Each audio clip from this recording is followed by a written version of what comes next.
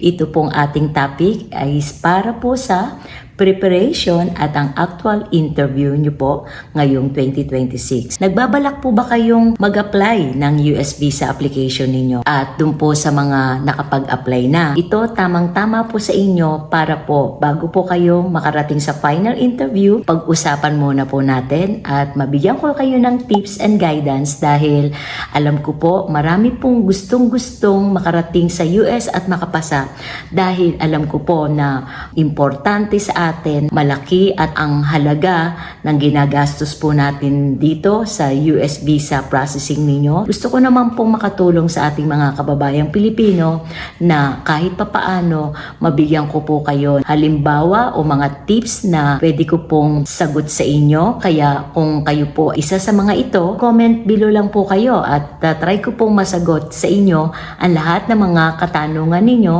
na habang hindi pa po kayo nakakarating sa final interview at ngayon ay nag-pre-prepared pa lang po kayo. Tamang-tama po itong content kong ito, tamang-tama po itong topic ko para sa inyo.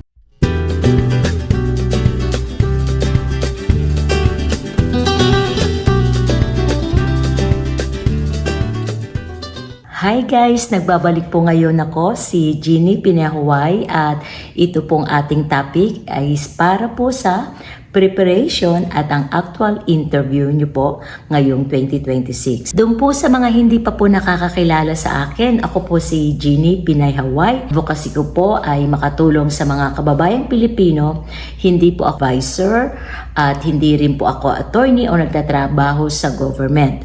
Ang layunin ko lang po is makatulong sa ating mga kababayang Pilipino ng libre. So simulan na po natin ngayon. Ang topic pong ito, i-divide po natin sa dalawang portion. Ang una po nating itatopic as yung preparation ninyo po. Ang pangalawa po is yung ating actual interview, sa final interview nyo po. Una po, the reason is gusto ko po itong i-discuss sa inyo para po alam po natin na kailangang maging confident tayo sa sarili natin at ito po ay napakahalaga sa inyo para po kayo makarating sa final interview. At para po maging success ang inyong final interview, kailangan po maging maingat at maganda ang pagplaplano po natin sa preparation ninyo bago po kayo makarating sa final interview. Okay, doon naman po sa nag-i-start pa lang po ng documentary qualified sa NVC. Ang process po nito, una po magbabayad muna po kayo ng inyong petitioner. Siya po muna yung unang magbabayad. Then number 2, yung applicant na po. Once na nakapagbayad na po iyan, ang pagpaprocess po niyang ganito. So number 1, kapag ang petitioner muna po ang magbabayad nun, hindi po pwedeng pagsabayin. So uunahin po muna natin yung pagbabayad ng petitioner. Once na sumagot na po ang NVC doon sa CAAC, then pangalawang step po yung applicant. So tayo po yung applicant, no? Katulad ko, yung asawa ko muna po ang petitioner, then the next day po kapag nakasagot na po sila sa inyo sa CAAC na ready to go na rin po tayo sa applicant, then tsaka doon na lang po tayo magbabayad.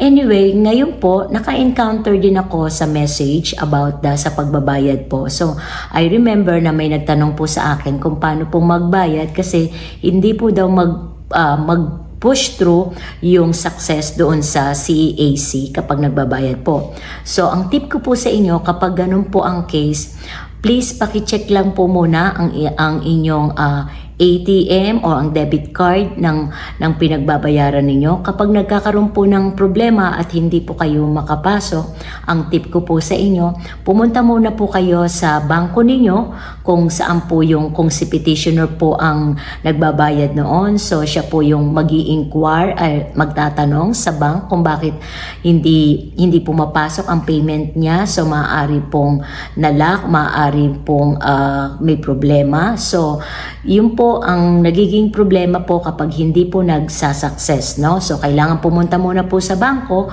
kung bakit po ang inyong debit card o ang ATM card ninyo hindi po gumagana sa pagbabayad sa online po ng NVC. So, yun po yung tip ko muna po. So, once na nakapagbayad po iyan, then dire-diretso na po ang pagpaprocess natin yan. Mag-aantay na lang po kayo ng sagot ng CAAC sa inyo na pwede na po kayo mag-start ng inyong pag-process po ng DS-260 o DS-160 sa application ninyo. Okay, number 1, pag-usapan muna po natin ang preparation. So ito po yung preparation ninyo doon sa nagsisimula pa lang po ng inyong US visa application ninyo is ang inyong DS-260 o yung DS-160. So kailangan po nating ayusin at tama po ang ating mga pag-fill up ng application form ninyo ng DS-260 o DS-160. Kung ako po sa inyo, ang gagawin ko po para sa aking advice sa inyo at i-guide ko kayo, i-prepare nyo na po lahat ng mga civil documents ninyo, reviewin nyo muna po ang lahat ng spelling at ng dates at maraming importante po na nandoon po sa ating DS-260 at DS-160 lahat ng information po natin para sa atin. Nandyan po yung personal information ninyo, which is yan, nandyan po yung inyong birthday, kung saan pa kayo naka-address, at kung sino po ang parents ninyo. Nandun din po kung meron po ba kayong family na inyong asawa dati. Doon din po inyong personal background tungkol po rin sa mga educational background ninyo. Nandun din po yung mga travel. Nandun din po kung anong religion kayo. Nandun din po kung meron po kayong experience sa work ninyo. At nandun din po yung mga social media account ninyo, and then of course meron din pong mga question and answer dun about dun sa mga kung meron po kayong mga record ng criminal case at kung meron din po doon na pinifilapan na kung kayo po ay nag-a-apply ng immigrant sa US po, doon po sa DS-260, nandun din po yung part kung saan po ipapadeliver ang inyong green card sa US, and also nandun din po, meron din pong part doon na kung gusto nyo po bang fill upan na rin ang inyong advance sa Social Security. So lahat po ng information na yon sa DS-260 sa mga immigrant, nandun po ang lahat ng information. Kaya po sinasabi ko sa inyo na mas maganda pong ihanda nyo po lahat muna ang inyong mga civil documents. So ano po ba yung mga civil documents na dapat nyo pong ihanda? So nandyan po yung unang-una po, yung birth certificate ninyo. And then kung kayo po ay single, meron po dyan tinatawag na CENOMAR. Ang CENOMAR po is a Certificate of No Marriage. And then kapag advisory on marriage po, kapag kumukuha po kayo ng CENOMAR at kayo po ay kasal na po at meron na po kayong record sa PSA, lalabas na po yung advisory on marriage ninyo. Kung kayo naman po ay nakasal na po dito sa mga American citizen po, pwede nyo na pong iparecord iyan sa PSA, and then lalabas na rin po sa advisory and marriage dahil na iparecord nyo na po iyon sa PSA. Then nandyan din po kung kayo po meron din kayong mga anak, meron din kayong mga record ng inyong asawa before, o meron kayong annulment, o meron kayong namatay na yung asawa ninyo, merong affidavit of death, meron correction ng inyong birth certificate, o merong correction ng mga marriage certificate, so NBI. So iyan po yung mga sample ng civil documents na sinasabi ko po na pwede nyo na pong ihanda para po kapag nag-fill up po kayo, alam nyo na po kung ano po yung mga records ninyo sa birth certificate ninyo, sa civil documents ninyo, kasi po iyan po ang mga number 1 na kailangan pong natin sa ating final interview, yung civil documents po talaga. So importante po, wala po kayong mali sa umpisa pa lang po ng preparation ninyo ng pag-a-apply, o kung kayo po ay naka-apply na rin po, na nakapaglagay na po kayo ng inyong information ng DS-260 and also sa DS-160 sa mga K1 visa o sa mga B1, B2 o sa mga F1. So iyon po yung mga example po na in general po ang DS-260 o DS-160, most common is pare-pareha lang naman din po iyan kung ano po yung na nilalaman doon sa DS-260, DS-160, halos magkaparehas lang po din yung question and answer, pero meron lang pong kakaiba konti doon sa inyong DS-260 soon sa mga immigrant, no? Po yung una muna nating pinag-uusapan po ngayon ang preparation ninyo sa DS-260 at DS-160 na sinasabi ko po. Kung kayo po ay may question sa mga sinasabi kong ito, pwede naman po kayong mag-leave comment below para po matulungan ko kayo kung kaya ko pong sagutin sa inyo. Marami na rin po akong natulungan tungkol sa ating mga US visa, no? Nakakatuwa din naman. So, ako gusto ko talagang tulungan kayo kahit sa ganitong paraan pa lang, masagot natin at pagtulungan po natin kung ano po yung magiging problema ninyo, o sana naman hopefully wala naman, pero kung meron po kayong agam-agam at hindi po kayo sigurado sa mga ginagawa ninyo sa pagpaprocess ninyo, pwede naman po kayong magtanong sa akin.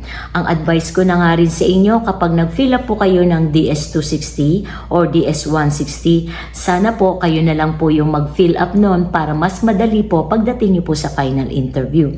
Although, meron ding mga case na lumalapit sila sa agency o kaya meron din pong lumalapit sila sa immigrant attorney. Pwede rin naman po yon. Depende po yan kung gusto nyo pong lumapit sa kanila. So wala namang against dyan. Pero kung sila po ang mag-fill up ng forms ng DS-260 o DS-160, kailangan po alam nyo po yung lahat ng finilapan ng inyong agency o ng inyong attorney na sila po yung nagpa-process ng inyong US visa application.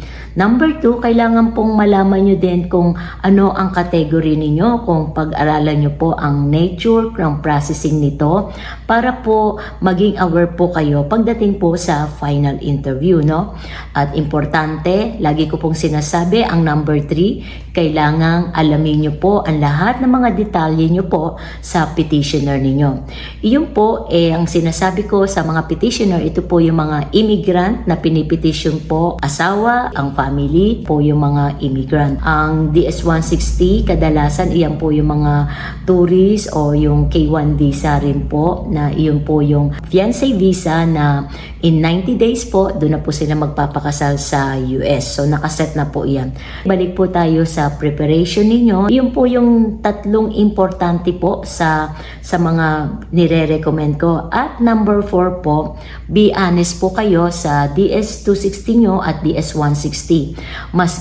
Much better po na totoo lahat po ng inyong sinasabi o finifill upan po para pagdating po sa final interview, hindi po kayo magkalito-lito o magkaroon ng problema pagdating po sa pagtatanong sa inyo ng consul. Po, ang tip ko sa inyo para po mas maganda pong malaman nyo ang mga latest update, tignan nyo pong mabuti ang US visa website po niyan at tingnan nyo rin po sa US Embassy yung ating website na yan para lahat po ng information nakikita nyo po doon.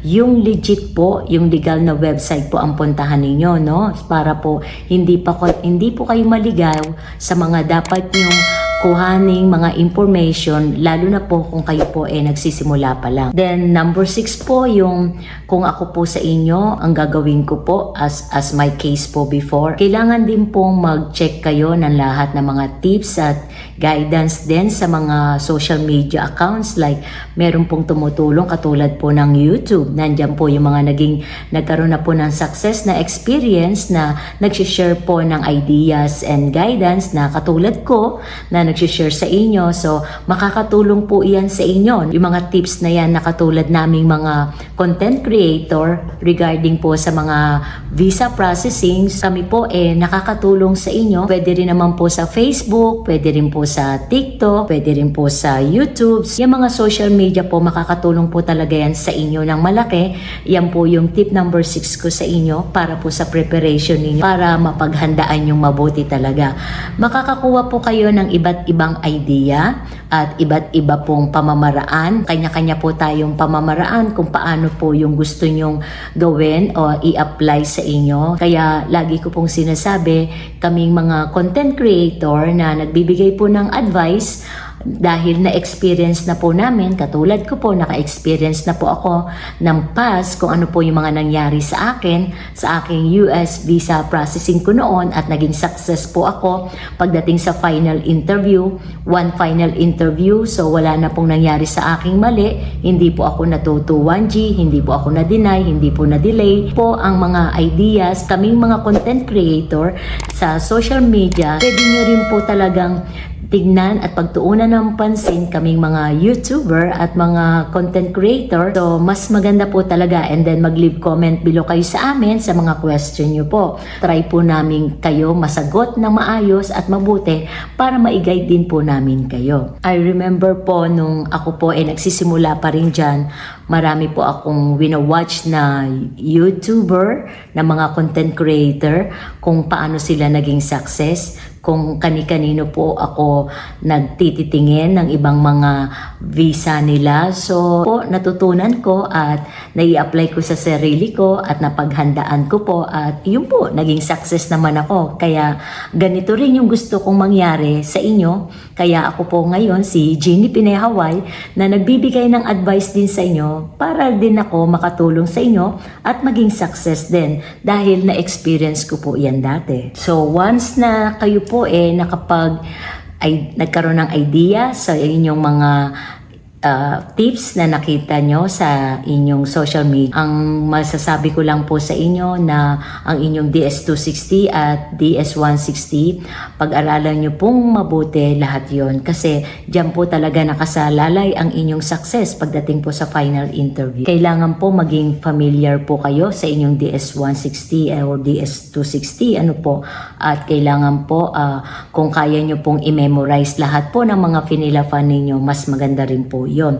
And also, ang tip ko na rin po sa inyo, kung mas maganda po iyan, kung meron po kayong mga kaibigan, kamag-anak na mag-question and answer kayo about sa DS260 o DS160 para po na may memorize nyo na po at napapag-aralan yung mabuti, at sa susunod na pagdating ng final interview ninyo, mabilis na nyo pong maisasagot ang mga information nyo na finilapan nyo sa DS260 or DS160.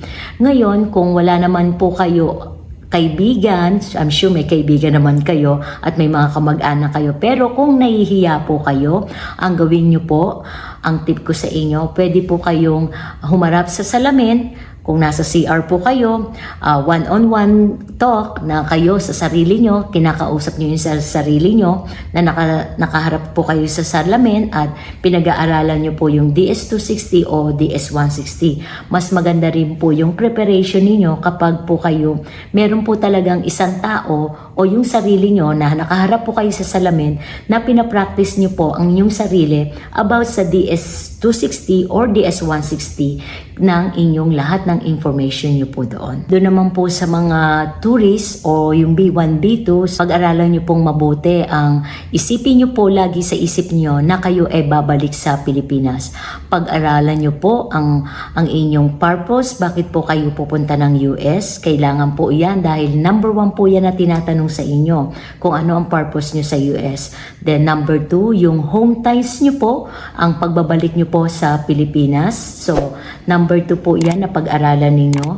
Then, number 3, sabihin nyo po sa inyong isip at sa sarili nyo na kayo ay isang tourist lang doon at babalik talaga kayo sa Pilipinas, na hindi po kayo pupunta doon para po magtrabaho o para po looking for love or for fiancé o for someone, girlfriend o boyfriend, no? So, isipin nyo po na babalik po kayo sa Pilipinas dahil nandito po ang trabaho ninyo, maaaring nandito po ang inyong family, at nandito po ang inyong mga assets, at kung ano-ano pa po na home ties nyo pagbalik nyo sa Pilipinas. So ito po para po yan sa mga B1, B2 po, sa mga tourist visa nyo po. So importante po yan. At kailangan po pag kayo po pumunta ng US sa mga B1, B2, kailangan din po meron po kayong strong ties na kayo ay merong financial na kaya nyo pong suportahan ng documents ninyo, at kailangan po lahat po ng inyong B1, B2 na inyong DS160, kaya nyo pong sagutin lahat niyo na iyon pagpo-prove nyo na kayo tourist lang po doon at babalik po kayo sa Pilipinas dahil kailangan nyo pong magtrabaho agad, o dahil kailangan nyo po talagang bumalik dito dahil marami po kayong kailangang asikasuhin dito talaga sa Pilipinas dahil may mga family kayo, may mga anak kayo dito, meron kayong pinag-aaral, kung ano na pong dahilan, o may-aari din po kayong may business dito sa Pilipinas. Yan po yung mga strong ties na home ties na babalik po kayo ng Pilipinas. Okay, yung tip number 7 ko sa inyo, no? Kailangan talagang Practice, practice, practice. Yan po meron po tayong kasabihan na practice makes perfect. Po natin na sa sarili natin na kahit ako kinakabahan, ninervyos sa atin pagdating sa final interview. Normal po yan sa atin na tayo kinakabahan at ninervyos. Pero kung kayo po talagang nakaprepared at lagi kayo kayong nagpa-practice ng inyong DS260 o DS160, sigurado po kayo, makakapasa po kayo sa final interview ninyo. Siguro naman po kung kapa-practice ninyo, wala naman pong mawawala sa inyo. Mas maganda po na over-prepared tayo o tinatawag nilang overkill daw sa pag-prepared. Okay lang po iyon. Basta ang importante, makapasa po tayo sa final interview ninyo. At confident tayo sa sarili natin na kaya natin to. Makakapasa tayo. So, yun po yung maganda doon sa atin na may confident tayo sa sarili natin para pagdating po sa final interview, alam na po natin, nakaset na po ang mind natin. Kahit kinakabahan tayo, alam na po natin kung paano po tayo sasagot sa kanila. Kaya, practice makes perfect. Yun po ang sabihin nyo sa sarili ninyo. Ano? And also, sa preparation din po, ang dinire-recommend ko rin din po sa inyo, pagdating nyo po sa final interview, kailangan po yung ating outfit, medyo ipakita naman po natin ang ating decent outfit. Alam ko po, nung nandun po ako, marami pong naka-formal, nandyan ang semi-attire. So, sa akin is decent outfit, yung alam nyo po na mas komportable po kayo sa suot ninyo. At kung normal po sa mga tao na sa isip ninyo dahil nasa final interview na kayo, medyo decente talaga na hindi po yung casual na attire. So pwede na po kayo sa mga lalaki naka polo shirt or polo po hanggang dito, and then long sleeve pwede rin po, and then sa mga girls pwede rin naman po sa women pwede po ng blouse. Ako ang sinuot ko lang po is blouse lang po mahaba, and then naka-jeans lang po ako. As long as komportable po sa inyo. So, basta komportable po kayo sa sarili nyo kasi mahirap naman pong magsusuot kayo takong na mga sapatos, no? Tapos hindi naman po kayo komportable at paika-ika po kayong lalakad o matatapilok kayo. Wag na po kayong magsuot ng ganung mga sapatos. Yung mga sapatos lang po na talagang komportable po kayong maglakad. Pagdating po sa final interview nyo at tinawag na po kayo ng consul sa pangalan ninyo, at least komportable po kayo at decente po yung inyong pananamit, is okay na po iyon. And siguro mas maganda, no, kung magsusuot po kayo ng inyong damit. I recommended po na pwede po kayong magsuot ng kulay cream o kulay white, kasi pag ganun po ang suot ninyo, katulad po ang sinuot ko po kulay cream o kulay beige, pwede rin po yun. Yung mga light colors lang po, no? So, yung mga dark colors, wag nyo na po sigurong isuot yun. Yung katulad ng mga dark maroon, yung mga dark brown. So, siguro po mas recommended ko po yung mga puti, cream, para po neat po kayong tingnan. So, iyon po, mas recommended ko po iyon sa inyo. Wag na po kayong magsuot ng mga loud color, no? Kasi iyon po, nakaka-distract din po iyon sa mata ng consul. So, mas maganda po talaga ng mga light colors lang po kung hindi nyo po talaga desire na magsuot ng white color or cream. So, medyo light color na lang po, mas okay po iyon. Okay, dito naman tayo ngayon sa actual interview. Dahil natapos na natin ang mga preparation na sinasabi ko sa inyo kung ano ba yung dapat nating gawin. And also, advice ko na rin po sa inyo, sana bago po kayo sa dumating dun sa final interview ng schedule nyo, mag-pray muna po kayo to guide your final interview. I-pray nyo po na kayo'y gabayan at maging success po ang inyong US visa application journey ninyo. Kailangan po mag-pray po kayo. Importante po iyan sa lahat. This time, pag-usapan natin ang inyong actual interview o yung final interview nyo sa US Embassy Manila. Unang-una po is wag po kayong magpa-late. So, be early po. So, agahan nyo po. As okay lang po na mas maaga po kayo ng 1 hour o 1.5 hour kasi napakadami pong tao doon. So minsan hindi po natin unexpected na meron pong mangyayaring hindi maganda doon o something. At least naka-prepared po kayo ng mas maaga dahil napakadami po talagang tao doon. Kaya number 1 is be early. And number 2, ang tip ko rin po sa inyo, magsama na po kayo ng mga kaibigan ninyo o ng inyong kamag-anak para po mapag-iwanan ang inyong mga gamit, kasi hindi po ia-allowed ang cellphone ninyo at yung mga gadgets ninyo, yung mga battery at yung mga bag nyo at yung mga lipstick, hindi rin po ina-allow yun. So, pero meron din po namang trusted people doon na pwede nyo pong iwanan ang inyong gamit pero magbabayad po kayo doon. I believe parang 350 pero ngayon yata tumaas na 450. Minsan depende na rin po kung masaya kayo, bibigyan nyo ng 500. So trusted people din naman po yung napapag-iwanan doon, pero mas highly recommended ko na lang po na magsama po kayo ng inyong mga kaibigan o kamag-anak po pagdating nyo po sa final interview nyo, kasi napakadami pong tao talaga doon. So more than 100 po yung nandun po ako, doon na po kami nag-stay sa area ng US Embassy Manila. Although kahit po ako nasa Cubao, ang ginawa po namin noon is nag-stay na lang po kami doon sa area ng Rojas Boulevard na malapit po sa US Embassy Manila na walking distance doon. Marami naman po mga hotel din doon na nagko-cost po siya ng merong 3,000, 3,500 po yung inyong one night po doon sa mga hotel doon sa area noon. Pero alam ko meron din po mga 2,800, depende po sa panahon at depende rin po sa mga months kung anong araw po, kung anong months po na medyo mas mura doon. So, po yung recommended ko, kung medyo malayo kayo, pwede na rin po kayo mag-stay doon sa area ng US Embassy Manila. And then number 4, recommended ko rin po sa inyo and tips, yung lahat po ng mga documents ninyo, especially ang passport ninyo, ang inyong confirmation page ng inyong DS-260 o DS-160, kailangan nandoon po kasi i-scan po nila yon at doon po makikita ang inyong schedule na talaga po kayong may schedule na sa final interview. Doon pa lang po sa labas makikita na po yon. Tatatakan na po nila yung inyong passport once na na-confirm po nila ang inyong confirmation page na kayo po meron po kayong interview. Doon pa lang po sa labas iyo. Okay, basta siguraduhin nyo lang po na you follow the instruction po doon sa mga mag-guide po sa inyo. Pagpasok nyo po doon, may security po doon na i-scan po ang inyong gamit, ang inyong documents, no? Pagpasok nyo sa gate, dahil pagkatapos po nun, palalakarin po kayo doon sa loob ng US Embassy Manila na nandun po yung building na yon na kayo po bibigyan at i-guide kung saan po kayo pipila at kung papaano po. Pagpasok nyo po doon sa building na yon, makikita nyo po meron pong mag-guide na Filipino doon at meron pong screen doon na malaking TV at ipapakita po doon kung ano po yung dapat ninyong gawin. So step 1, ilabas ang mga civil documents.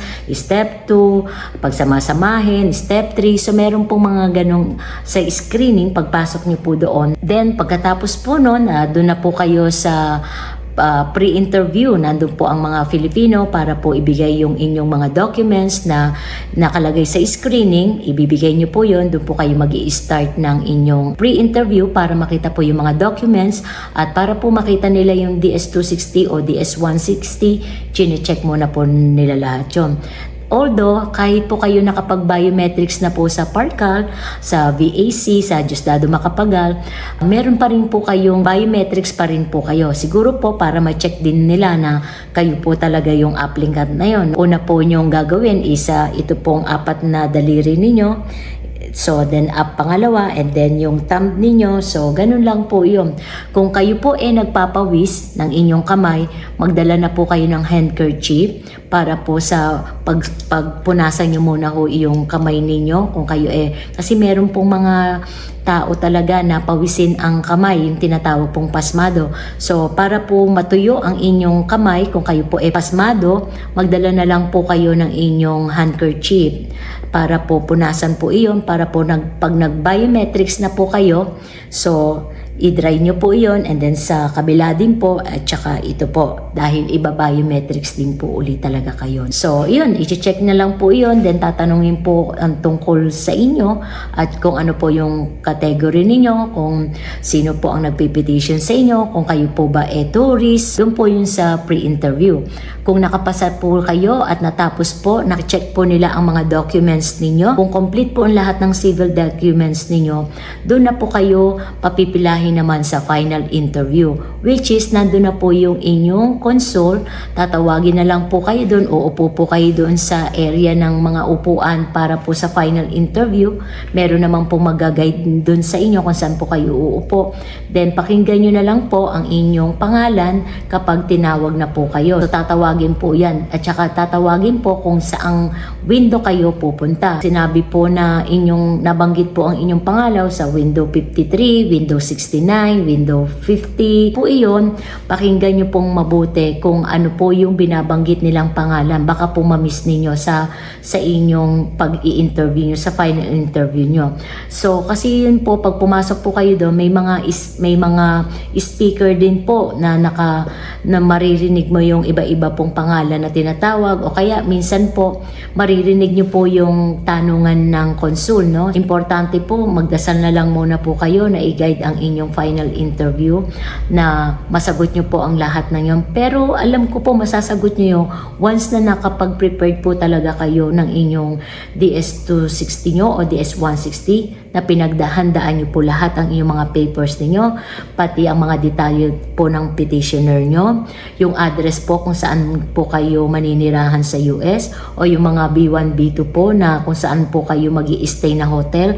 So iyon po, paghandaan nyo po lahat iyon, at sigurado po ako kapag natapos po iyon at hindi po kayo nagpautal-utal, be humble lang po ang sagot, at maging respeto lang po sa inyong console, at maging ayos po ang inyong final interview. Sigurado po ako niyan. At magiging success po yan. Pag nabigyan na po kayo ng pamphlet, ibig sabihin po, babasahin nyo po iyon para po sa mga rights ninyo.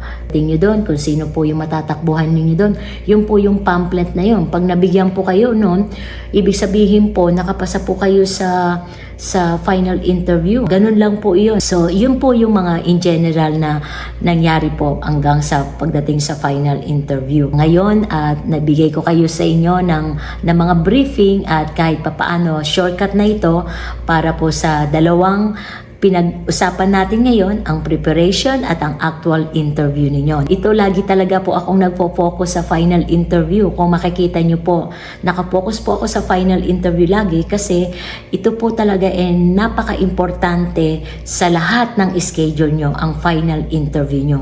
Kaya kailangan lagi kong sinasabi, preparation, paghandaang mabuti po, and then pagdating sa actual interview, alam ko kapag handa na kayo at alam kong pinaghandaan nyo ang lahat ng mga DS260 at DS160 nyo, magiging success po kayo.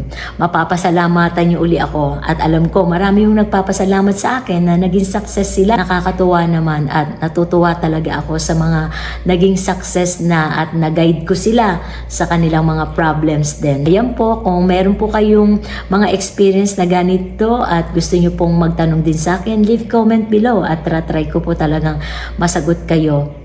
Anumang oras, nandito lang po ako, si Jeannie Pinay Hawaii. At kung bago lang po kayo sa aking programang ito sa Pinay channel ko, ito po si Jeannie Pinay Hawaii, nagsasabi pong thank you, mabuhay, at mag-subscribe na rin po kayo sa akin. Like and share na rin po kayo, at para po kung nakapag-subscribe po kayo sa akin, magkakaroon po kayo lagi ng notification sa mga new upload videos ko. Maraming salamat po. Thank you so much. Bye!